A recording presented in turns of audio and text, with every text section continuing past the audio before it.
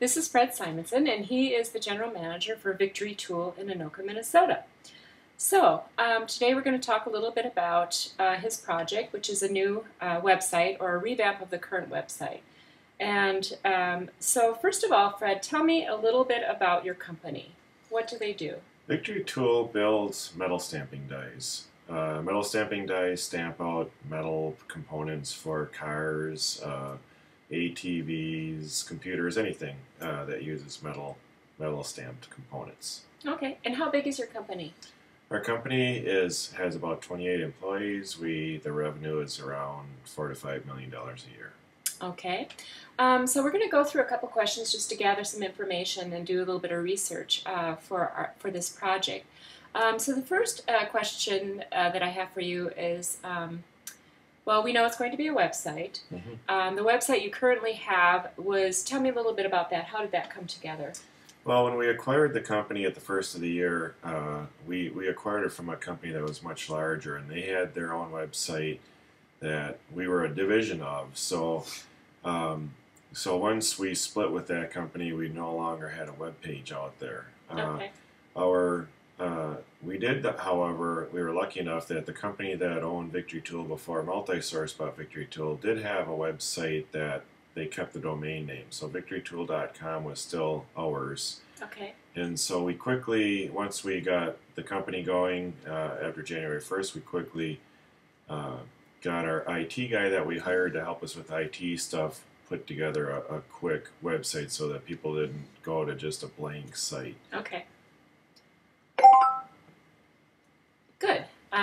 Okay, I don't know what that was, but some sort of reminder that maybe I'm going to be doing this interview right now. Okay, so who is this website for? Who are we designing this for?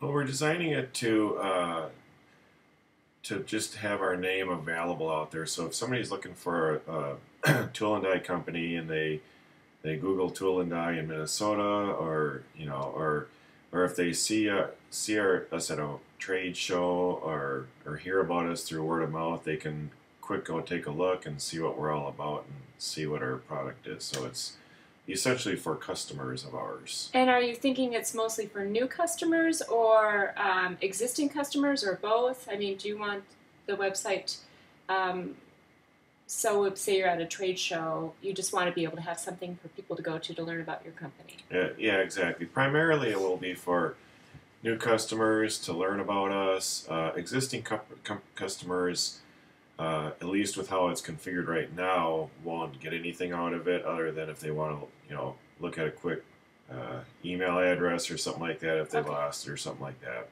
Contact information or address, stuff like that. But it's primarily for new customers to take a look at our product, examples of our product and that kind of thing. Okay. So for this, what kind of business goals would you have for this website? What would you like it to do? Well, I'd like it to impress upon new customers our quality.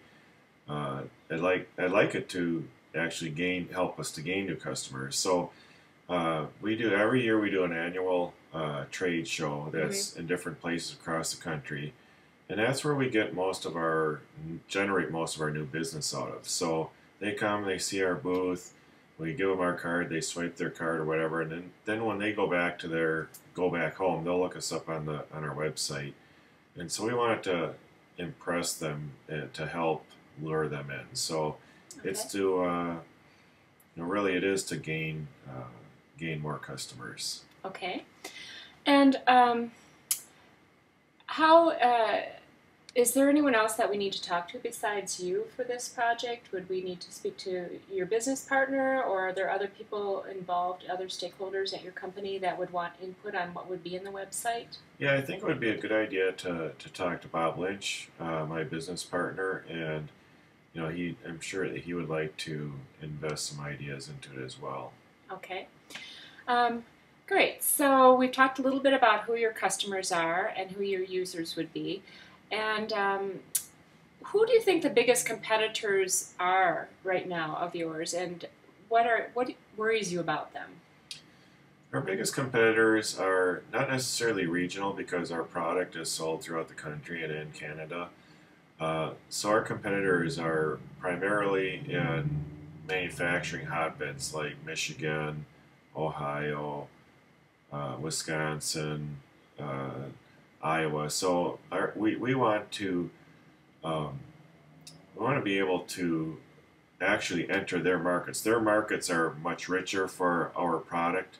Hmm. So we're trying to actually enter those marketplaces and pull from what our competitors are already there. Our competitors have an advantage of being close to the customers, Okay. so we need to have to overcome that with quality and pricing. So we're targeting markets that are already have pretty serious competition in them. Okay. So, how do you expect to differentiate what you make? How is your product different than the other? What makes you or why would I come to you as opposed to another uh, tool and die company? Well, our product is very high quality. The customers that we have that we've had for years, many of them we've had for many years, come back to us because we've got a very high quality product and we sell it for a good price. As I mentioned, many of our customers are throughout the country. We've got customers in California that could be buying dies from a lot closer to California, but they buy them to us because they're very impressed with our service, and our quality. So Okay. that's the main thing. We need to sell our service and quality to our customers. So it sounds like those are the two biggest things that you want to differentiate from other companies, that you have a good quality product and the price Right. is reasonable. So, using a few keywords, how would you want people to see your brand? Besides those two words, are there any other things you would use to describe your company? Uh, I think hmm, other key words. Well, quality. Uh, our lead times as far as how quickly we can get the product to our customer is usually much better than what our competitors are. So not only high quality, good service, but quick service. And are most of the competitors, are they larger than you? Did you say, or are there? Well, where would you fit into the grand scheme of things in terms of size? Are you considered a small shop, a medium-sized shop, a large-sized shop? I would say Who that would be we're competitors? probably an average size shop. There are so much bigger shops than we are, and those are some customers that we're really kind of going after is these larger shops. Hmm. They tend to be more expensive, and but there's also other shops that are smaller than ours. Okay. Let's see. So we know now kind of why customers buy a product from you over another competitor. The two main things that you mentioned were quality and the price. So when you lose sales, what are the most common reasons? The most common reasons are could be price. Even though I say that we're competitive, there's a lot of companies that are always out there looking for something cheaper. Mm-hmm. So we do compete with China. Wow. So that's where price comes into play. China does provide a lower cost quality or a lower cost tool, but uh, typically the lead time is much longer. Mm-hmm. That's where we can, even though they might be a little cheaper, it's got to come across the ocean. So Okay. we can beat them on lead time. Uh, so yeah. So what things do customers complain about or ask for most often, and why? Uh, Or do they complain? Maybe they don't complain. Customers don't complain of no. Usually it could be overpriced. When we're trying to quote something, they could say, "Ah, you're just too high," and Mm-hmm. we work with our customers on Mm-hmm. price. Uh, Usually, there's very rare do we ever have complaints about quality. It's pretty much our highest asset, I would think, and um, but I don't know. Primarily, complaints are price. Okay. So, of the demographics of the people who would be using this website, can you tell me a little bit about the potential users? Who are these buyers? Are they general managers of other companies, or what are the roles of people who are actually going to be using the website?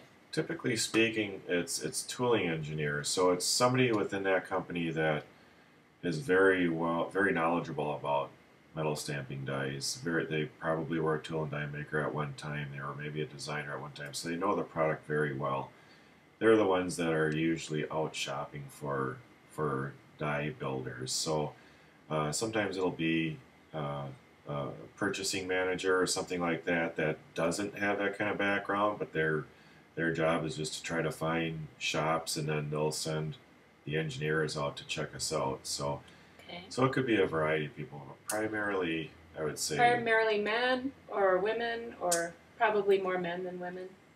I don't think I've ever ran across a woman that has. Okay. And what's the that's okay. What's the typical age group, do you think? The typical age group. Oh, by the way, I shouldn't say that. I did have a woman that used to buy dies from us for a while ago. So what typical age group? It could be a lot of them are guys that have been in the business for a while, so it could be people in their 40s or 50s. But sometimes younger. Okay. Let's see. I can't think of any other questions right now. I think this gives me a good idea, a good background of what sort of work that you do. Are there any? Let's see. Do you have any other questions about that, or any other insight you might want to give to me about the company, or what you might want this website to do for you? Yeah, I think that in the future, typically a website for a tool and die company is just sort of a show and tell sort of thing. But in the future, I think it wouldn't be a bad idea to have it be like an information exchange, because oftentimes, and I don't know if this makes sense or not, it's just an idea, but oftentimes we're sharing files. Our customer needs to access the die design for what we've done for them, so you need some kind of a portal for that, or they need a place to send files to for quote. So maybe it could be a place for receiving quotes, quote activity, and that kind of thing too. Where right now or requesting information, requesting more information or some sort of a feedback kind of a thing. I mean, our current website does have our email addresses on there, and once in a while we get action from that, but I think it could be expanded at one point to more than that. And have you gotten much feedback on your current website? How are people finding it? Are they finding it from the trade shows that you do, or are you telling them about it, or? Well, we haven't done a trade show since we bought the company. We're going to be doing one in November, actually. So that would be kind of when we would hope to have our website revamped, would be before the trade show. So this November? Okay, that's November. A good question, because I meant to ask you what the kind of timeline that we're looking at. Let's see if I have any other questions. I think that might be it for now, and then we can talk later about what sort of ideas or things you might want on the website. Oh, I wanted to ask you, how long has your company been around? Can you give me just our company has actually been around for about 25 years. So the original owners sold it in 2005 to Multisource, and we bought it at the beginning of the year. So really we've only owned it for about 7 or 8 months now. 8 months. Yeah. Great. All right. Well, thanks a lot for talking about your project, and we'll be talking soon. Okay. All right.